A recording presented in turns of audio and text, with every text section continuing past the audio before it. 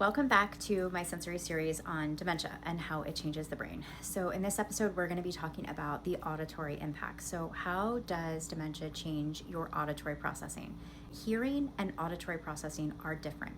Yes, hearing absolutely impacts dementia and puts you at a higher risk, but that is a separate video. So put aside their ability to hear. Let's instead talk about their ability to process auditory sounds and information. That is their ability to hear the sounds and make sense of it. This changes in dementia. This can often be a huge trigger for behaviors and overwhelm. So what happens is maybe there's a lot of noises going on at once, right? You have the TV, you have someone talking on the TV, you have background, you have the doorbell ringing, you have a caregiver asking them to do something, and they're completely overwhelmed and overloaded and can't take it all in. What they can't do is filter in and out the information to be able to hear clearly the directions that you might be giving them or that the caregiver might be giving them around the other noises. This can also make them more sensitive to noises like buzzing from lights or hearing things outside.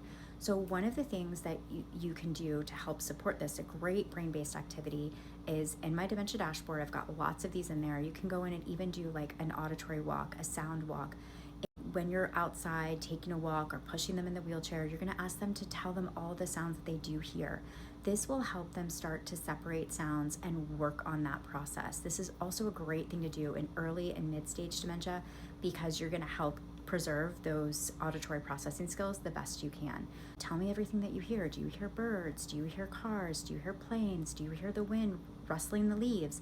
Being able to engage in those kind of activities and then also using music and a lot of sensory activities, this can help support auditory processing and then can help avoid the overwhelm that comes with the overload of auditory information.